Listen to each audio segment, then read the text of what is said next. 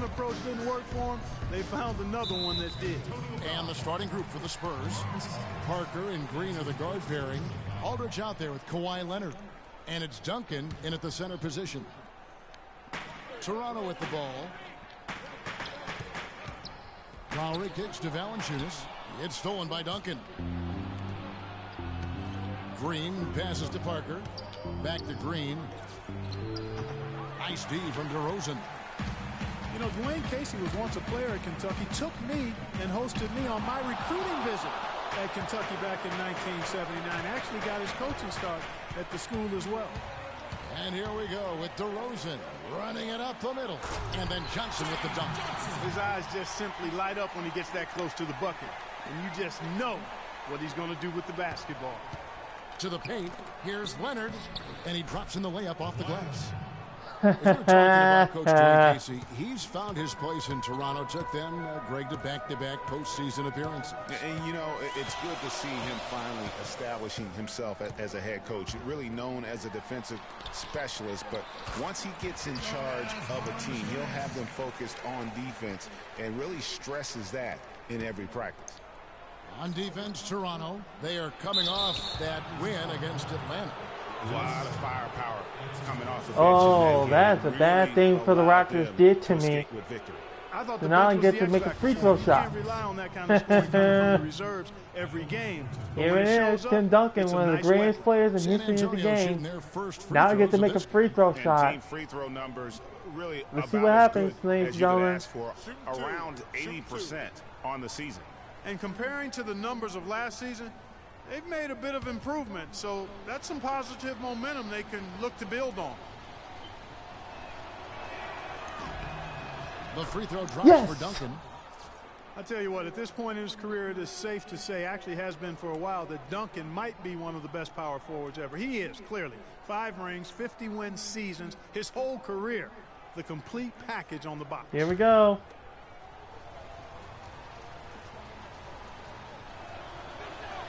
Second free throw, no good. Damn it. And Duncan, who briefly contemplated retiring after last season, showed in the playoffs, Greg, he is still very much at the top of his game. Listen, Tim Duncan, for me, is the greatest power forward to ever play the game. Although he's actually a center in the power forward's body. I mean, what a great matchup. Yeah, how great was he, I should say, in the matchup against the Clippers last season. And throughout his career, he has been more consistent than a clock. I mean, it doesn't matter the year or who he's up against. This guy just finds a way to leave his mark on the game. Now here's Leonard. Jonas Valanciunas unable to get his shot to go. They grab their own miss. Here's Aldridge. First shot. Pass. He's out of the blocks fast. And the defense just gets caught standing around that time and giving up the second chance opportunity. You know, that just can't happen. They need much more effort than that on the glass. Now here is Lowry. He's coming off a 19-point game against Atlanta. And also his assist total tells you about the job he did of keeping his head up and keeping his teammates involved.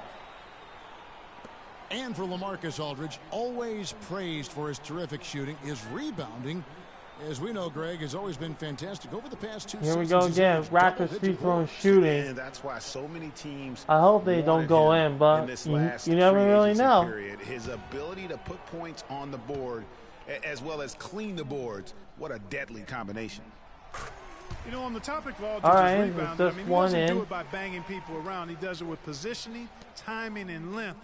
And you can say that about most of his game. Quietly, effective, and impactful.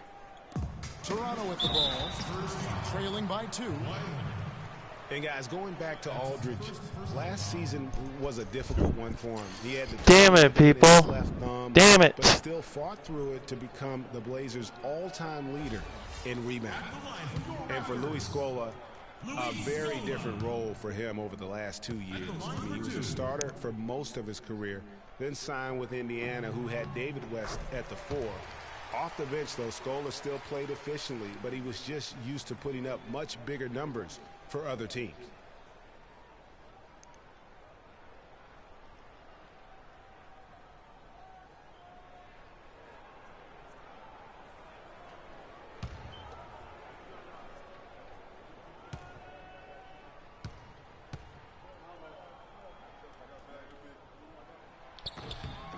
And good on the second, so he makes them both. Like you were talking about Scola, he has the physical skills, Clark, to make a difference. Yeah, he really does. I mean, he's not spectacular in anything, but he's really solid in just about everything. A pro's pro, and he adds value, tremendous value to any team he's on. And the foul call on Kawhi Leonard. That'll be his second foul of the game. Kyle Anderson, he's checked in for San Antonio.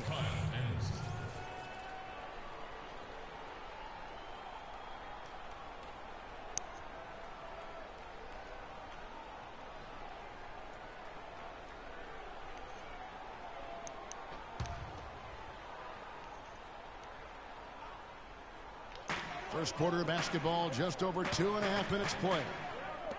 Johnson, wide open, he fires. That falls. Nice feed that time from Kyle Lowry. Just a little confusion among the D as to who was supposed to be on it. Duncan, and the rejection by Damn it! And the call will be against Tony Parker. That is his first foul of the game. And the next one puts him in the bonus. Yep, they'll be trying to draw that next foul quickly so they can start getting those easy chances at the stripe.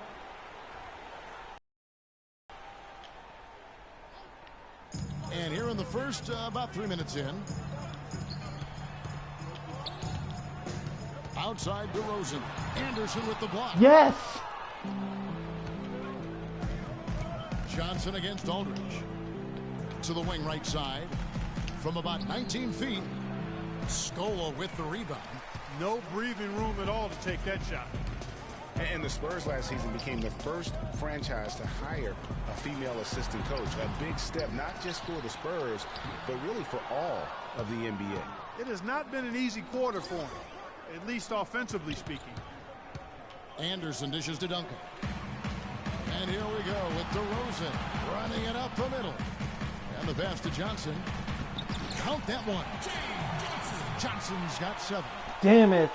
Well, as Greg was talking about, the assistant that was hired was Becky Hammond, a phenomenal player for a very long time in the WNBA. And Clark, you know, you and I were talking about this before. She was a perfect candidate to become the first full-time female assistant. Yeah, I agree with you, and it might not seem like that big a deal to some, but this was a big-time barrier breaker. All right, listen, I'm going to... Here's what Toronto's going with right now. Biyombo comes in for Jonas Valanciunas, and Corey Joseph subbed in for James Johnson. And San Antonio also making a switch. West is checked in. Yeah, not sure what that was about. I mean, talk about a brain cramp. Yeah, yeah, completely a brain fade. I don't know where that came from. Just lost sense of time and the situation. Looks like I'm down by 5, but I hope I'll get back up soon rather than being... Hopefully I get back up sooner rather than later. So we'll see. We'll see.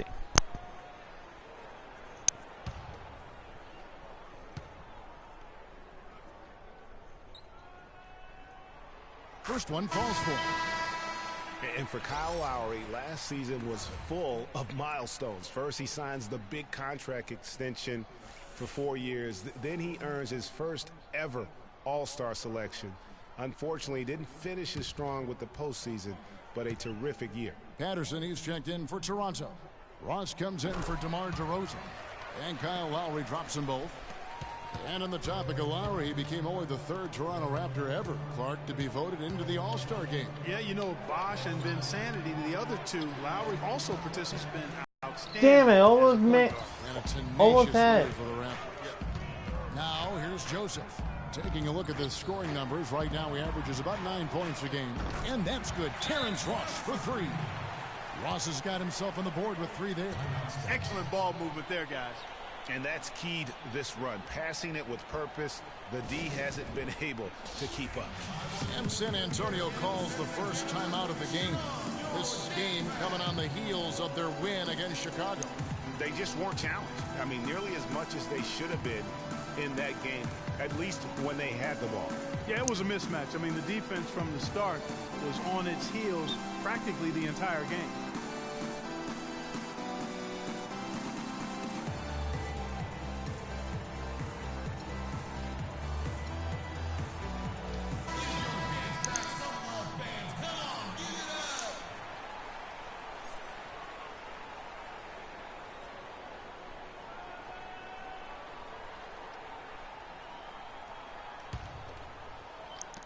1:46 left to play in the first. Here's Ginobili, and he makes good on the yes. Ginobili's got his first basket of the night. They are really doing a nice job establishing a presence inside early. And watch, Clark, how the game plays out, because this is going to open things up on the perimeter. And he gets it to go. And it's just hard to imagine the Spurs without Coach Popovich on the sidelines. He's the longest tenured coach in the NBA and has done so much for this team. Easily one of the best coaches in the history of our league. And the Raptors with the ball after the basket by San Antonio. And there's the call. Not a reaching foul. That's his first foul of the game, and the bonus will go to the free throw line. And a chance to catch up on some numbers here. All right, so here comes Kyle Lowry. He's going to make his free throw in the 10th. It may be good, maybe bad, but whatever that case that may be, Kyle Lowry is no doubt one of the best players I've ever seen, not just in Toronto, but in all of NBA history too. I may not know, I'm just kidding with you people. I really know Kyle Lowry that he is with Toronto. I don't know how good that he is, or I don't know how great that he is. So you never really know. No question about that, and I love that about him. He's very simple, not really flashy, just consistently beats the rock. He wears his opponents down. Ross with the steal. Damn it. Fast break, Toronto. Lowry kicks to Ross, and that's out of bounds. Toronto will retain possession. And no one has allowed fewer points since the All-Star break than these teams you see before you now. Number one, the Spurs. And they've shown no slippage defensively. If anything, they've become more stifling since the break. I mean, they're playing inspired, passionate basketball at that end of the floor. Now here's Ross. He picked up 12 points in their last win against Atlanta.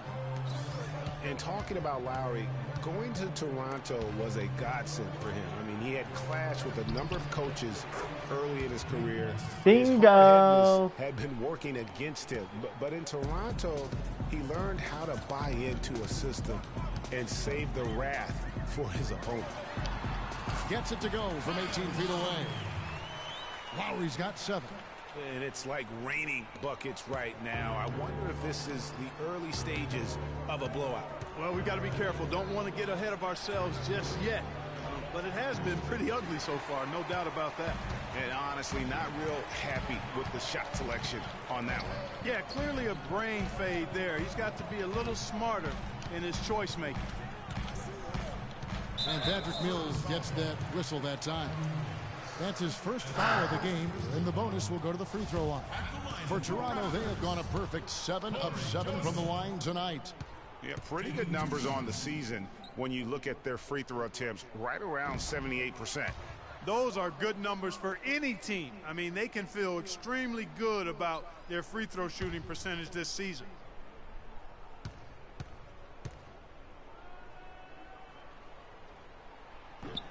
And the second free throw, good.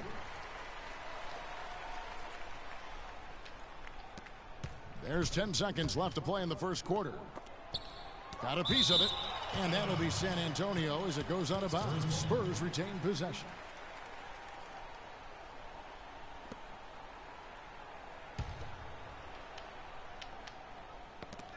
It's stolen by Lowry. From deep three-point range, he got it up that time, but it wouldn't fall for him. And as we conclude the first quarter, a one-sided game so far. Toronto ahead, ending the first quarter on a 20-6 run. We'll be back shortly live from the Air Canada Centre in downtown Toronto.